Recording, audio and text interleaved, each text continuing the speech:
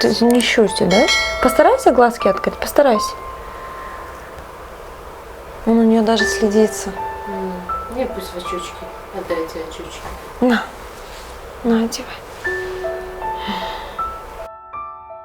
наворе ки ҳоло шумо мебинед бе истифодаи чароғаку равшанкунаки наворбардор гирифта шуд. бо чашми кушод ба равшанӣ нигоҳ кардан барои Ясмина ҳоло дардовару душвор аст. духтарчии 6 сола бемории вазнини чашм дорад.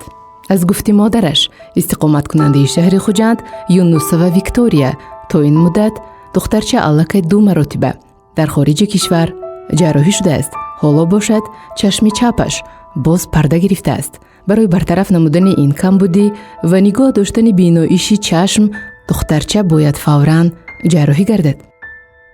Ну, у нас диагноз отслоенные сетчатки.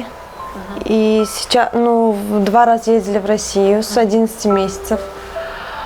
Убирали катаракту, косоглазие 2 степени. И заливали силиконовым маслом. Первый раз ездила я.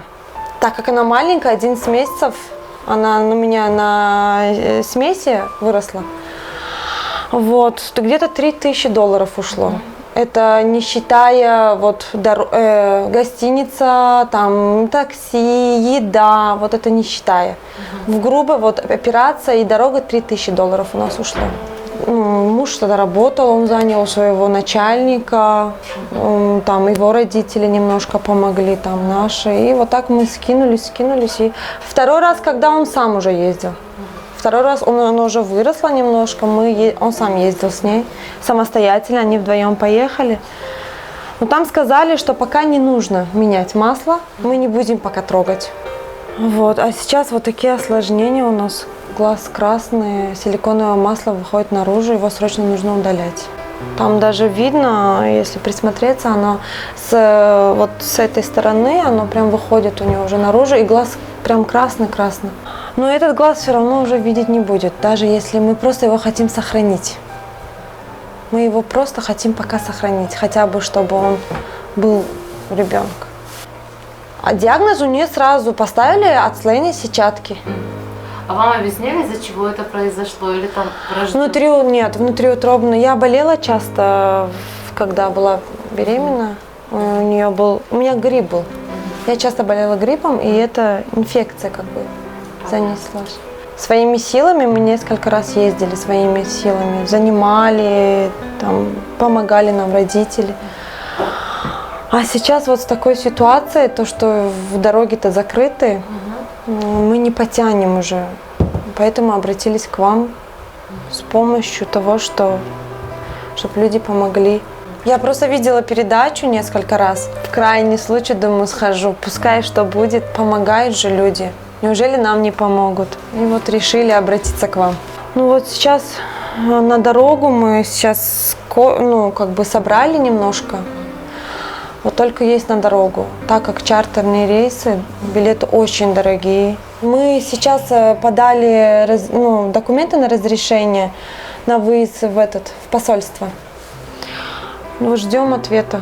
Должны нам ответ прийти, что мы разрешаем вам вылететь. А приглашение? Да, приглашение нам уже отправили на 30 сентября в 9:30. У них уже диагностика будет, но они должны вылететь хотя бы 28-27. Где у тебя болит? Покажи. А еще, она жалуется, но это не постоянные боли, и она еще, может быть, не понимает. И когда даже я ей говорю, закрой глазик этот, а этот открой, она вроде бы открывает. На свет у нее реакция очень нехорошая. Она не может спокойно, на солнце выходит, мы обязательно одеваем черные очки, потому что этот глаз очень реагирует сильно на луч. Светобоязнь тоже есть, присутствует. Нам здесь тоже сказали, что у нее светобоязнь. А как убрать красноту, мы начали спрашивать насчет капелек. Нам сказали, ничего не поможет, уже вам только нужно срочно менять силиконовое масло. Оно уже грязное, и оно дает о себе знать. Я за нее очень сильно переживаю, очень. На нее смотреть даже не могу. Я на нее смотрю, вроде бы стараюсь не показывать, но все равно. Шапка. Да.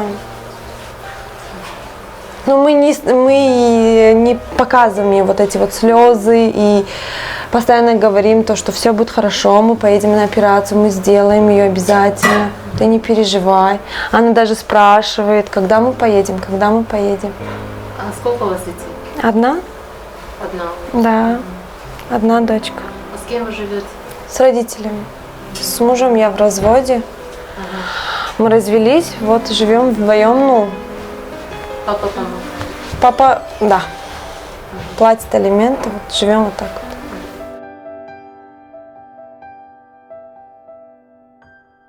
ما می‌دانیم که هر یک بیننده این نوارها به تقدیر این کودک معصوم بی‌طرف نیست.